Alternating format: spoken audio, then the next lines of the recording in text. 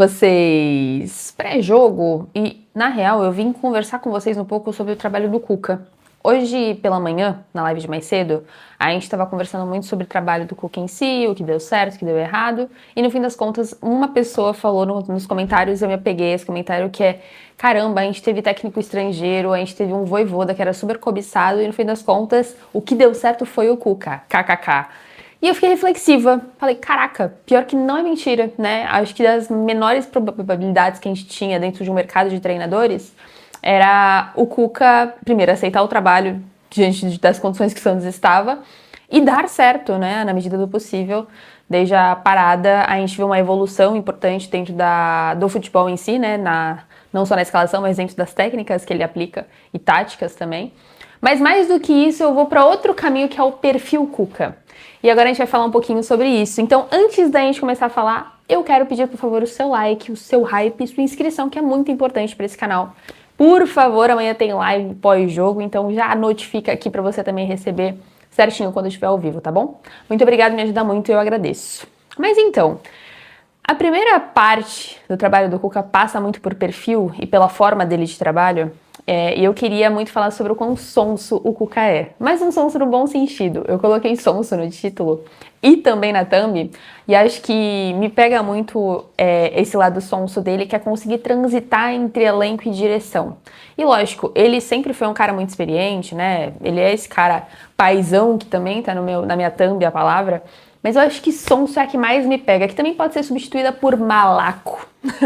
Que é basicamente conseguir realmente tudo que ele pretende em direções muito diferentes, que no momento é elenco versus diretoria, né? Os atrasos que a gente já conversou semana passada, que estão sendo pagos aos poucos, né? A imagem foi sanada, o CLT tá em dia, faltam 2 imagens ainda, não tá completamente em dia a imagem, mas tá ali aqui. E enquanto nada isso acontecia, no caso, quando nada estava sendo pago, o Cuca que estava segurando as pontas. Então, se o elenco não foi à justiça exigir os pagamentos que não estavam sendo feitos nesse caso, foi muito por mérito do Cuca, que tenta ainda exigir do elenco a postura, a união, o família, somos todos um só.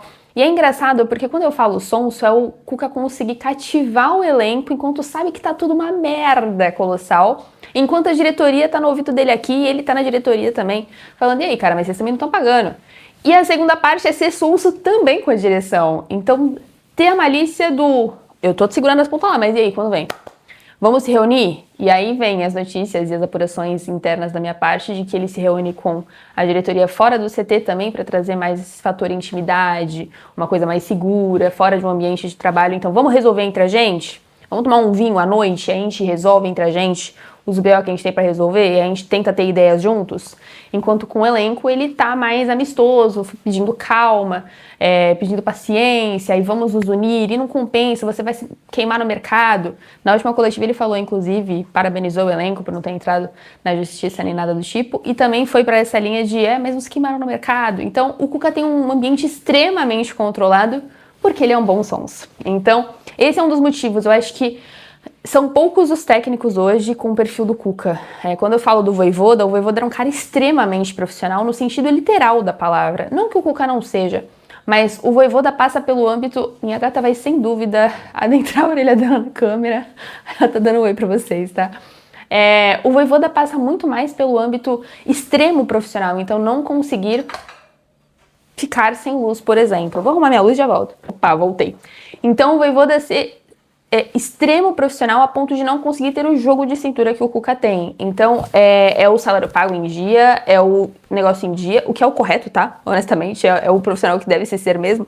Mas mais do que isso, é o extracampo de relacionamento, de intimidade, de conseguir um pouquinho aqui e comer pelas beiradas. O Vojvoda acho que não está sujeito a ser essa pessoa. Enquanto o Cuca, ele conseguindo o que ele quer, ele come pelas beiradas, e ele faz uma ligação aqui, e ele, óbvio, notei que não sei quem tá mal hoje, vamos conversar com ele pessoalmente, e chegar junto. Então o Cuca é muito esse cara. Eu inclusive fui apurando nas beiradas e com pessoas em volta do Cuca, e eu ouço que ele ainda tenta manter o ambiente família. Ele trata o time que nem fosse, como se fosse a família dele. Então todas as famílias têm problemas, vamos resolver internamente, vamos resolver de uma forma que todo mundo concilie e tente manter a paz. E é muito raro ainda, né? Ainda mais com os técnicos mais, sei lá, revolucionários, ou os técnicos com mais, sei lá, os técnicos mais campeões, sabe? Eu acho que a postura normalmente é de maior profissionalismo e menos intimidade, menos... Depende muito, na verdade, tá? Tô pensando em técnico de fora, tipo Pep Guardiola, não se compara, tá? Tô pensando em técnicos brasileiros, principalmente. Mas é isso, acho que esse é um dos pontos pra que o Santos esteja dando certo com o Cuca e não deu certo com o Vojvoda, que foi o exemplo do comentário que eu tive na live de mais cedo. Tem outros pontos também, tá? Não é só a experiência, não é só a malaca e o ser sonso.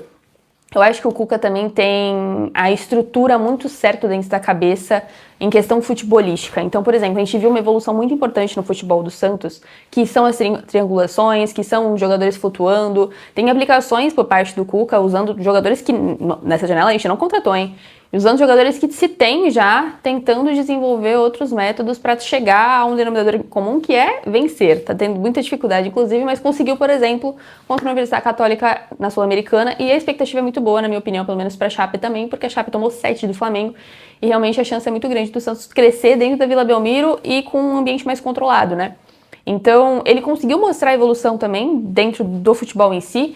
Para mim, as triangulações são o mais surpreendente do trabalho dele em relação ao trabalho do Vojvoda, porque do Vojvoda eu não via um mínimo de evolução realmente. Era mais do mesmo, era jogador batendo cabeça, era jogador sem saber objetivo, enquanto o Cuca conseguiu, até com certa agilidade dentro das proporções que ele tinha, em aplicar termos novos que deram muito certo. Os jogadores conseguiram associar muito rápido o que precisava fazer, qual era o objetivo dele. Bom tempo cresceu muito na mão do Cuca, que era um jogador menos utilizado pelo Vojvoda. Acho que o ambiente melhorou muito, né? Então, consequentemente, isso também respinga, isso também é mérito do Cuca. Ele tem muito prático na cabeça dele a recuperação dos jogadores também, tá? Como gosta de recuperar jogador o Cuca? Meu pai amado, por exemplo...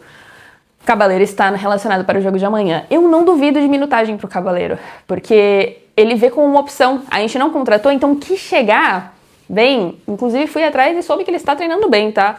Ouvi de pessoas muito próximas que estão ali no dia a dia que ele está treinando bem, então eu realmente não duvido de minutagem pro Cabaleiro. Então ele é esse cara insistente, que chega até a ser chato, inclusive, em recuperação de jogadores. E ele conseguiu, pontualmente, de fato, recuperar jogadores. Então... Esse também é mais um ponto pro trabalho do Cuca dar certo no Santos. E ainda mais em comparação com o Vojvoda, que tinha a cabeça muito fechada, né? Eu tô fazendo essa comparação direta, muito mais por conta do comentário da live que eu me apeguei, tá? Mas é isso, amigos. Eu acho que temos, no fim das contas, até que um pouco de sorte de ter o Cuca no Santos, porque, honestamente, diante de tudo que aconteceu nos últimos dias, qualquer jogador também, qualquer técnico poderia ter dado desculpa pra falar que baderna, tchau, obrigado, hein? Depois a gente rescinde amigavelmente.